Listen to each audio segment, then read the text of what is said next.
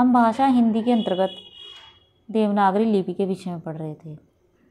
आज हम नागरी या देवनागरी लिपि का विकास पढ़ेंगे। इस लिपि के अनेक प्रमाण 700 ईस्वी के बाद से मिलने लगते हैं। यद्यपि यह प्राचीन नागरी लिपि फिर भी देवनागरी के विकास में इसका महत्वपूर्ण स्थान है। इसका प्रथम प्रयोग गुजरात के राजा जयभट्ट, ये प्रश्न पूछा जाता है कि इसका देवनागरी लिपि का प्रथम प्रयोग कब किया गया। तो सबसे पहले गुजरात के राजा जयभट्ट ने 800 ईस्वी के लगभग एक शिलालेख में मतलब किया होगा, तो वहाँ से इसको प्राप्त किया गया है। ये प्राप्त हुई है कि गुजरात के राजा थे जयभट्ट और 800 ईसा पूर्व के लगभग की बात है। ये एक शिलालेख में मिला है। इसके बाद राष्ट्रकूट नरेशों के कुछ शिलालेखों से पता चलता है कि उसके राज्य में भी नागरी लिपि का प्रचार था। उधर दक्षिण में विजयनगर राज्य तथा कोंकण मुंबई, कोंकण जो वर्तमान में मुंबई है, में भी इसी लिपि का प्रयोग होता था। इस दक्षिणी प्रमाणों के आधार पर कुछ विद्वानों का मत है कि नागरी का आरंभ दक्षिण में हुआ है। इतना होने पर भी यह लिपि मुख्यतः उत्तर भारत की लिपि मानी जाती है। जैसा कि किसी भी मत में प्रत्येक मतलब सभी विद्वानों के अलग अलग मत होते हैं, इसी प्रकार से इसमें भी है। ये देवनागरी लिपि के मत विषय में भी गुजरात, राजस्थान, महाराष्ट्र, मध्य प्रदेश, बिहार और उत्तर प्रदेश में जितने भी हस्तलेख, ताम्रपत्र व शिलालेख मिले हैं, वे अधिकतर नागरी लिपि में ही हैं।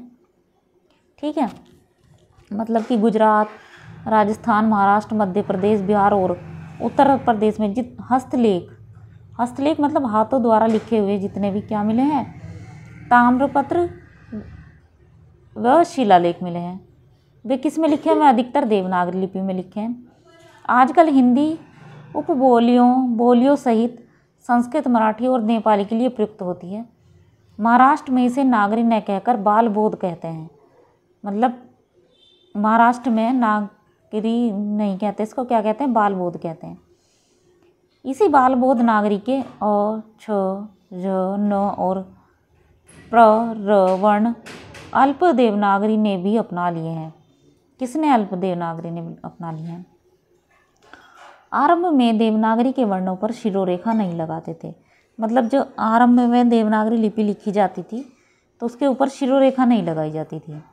इसी प्रकार अ, घ, म, य, श और स के सिर 2 भागों में बटे हुए थे। 12वीं शताब्दी से वर्तमान देवनागरी वर्णों का लेखन देखा जाए तो पता लगेगा कि इस लिपि को सुंदर बनाने का प्रयास आज तक हो रहा है। इसीलिए आज यह सुंदर लिपियों में मानी जाती है। छापाखाने ने तो इसके अनेक सुंदर आकार बनाए हैं। देवनागरी का प्रभाव। देवनागरी के स्वरूप पर आधुनिक काल की अनेक लिपियों का प्रभाव पड़ा है, जिसमें मुख्यतः कौन कौन सी है? फारसी, बंगला, मराठी, गुजराती और अंग्रेजी। फारसी का न केवल लेखन पर प्रभाव पड़ा है वरन उससे कुछ नई ध्वनियाँ भी हिंदी में आ गई हैं। ठीक है, जिनको आगत ध्वनियाँ भी कहा जाता है। इन ध्वनि के लिए गए लेखन के लिए नागरी में वर्ण जो लिए गए हैं ये यहाँ पर दिए हुए हैं। जैसे क, ये अगर नुक्ता चिन्ह अगर कहीं लिखा हुआ मिलता है हमें तो इसका मतलब है कि फारसी भाषा का है। ठीक है, ख में भी ग, ज और फ, इनमें अगर आपको ये इस तरह से लगे हुए मिलते हैं तो इसका मतलब ये है कि ये फारसी के शब्द है, फारसी के वर्ण है। सॉरी, शब्द नहीं, वर्ण है।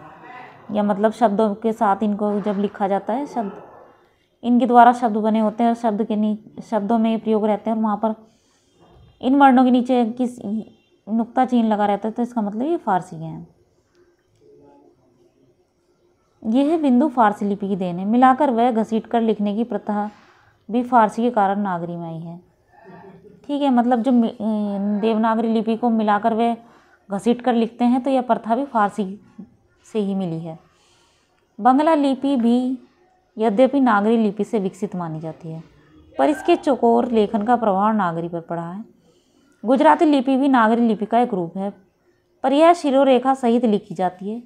हिंदी लेखन में भी कुछ लोग शिरोरेखा रहित देवनागरी का प्रयोग करते हैं। यह गुजराती का प्रभाव है। ठीक, मतलब कि हिंदी लेखन में कुछ लोग जब शिरोरेखा के बिना कुछ शब्दों का प्रयोग करते हैं लिखने के लिए, तो उसमें गुजराती का प्रभाव है।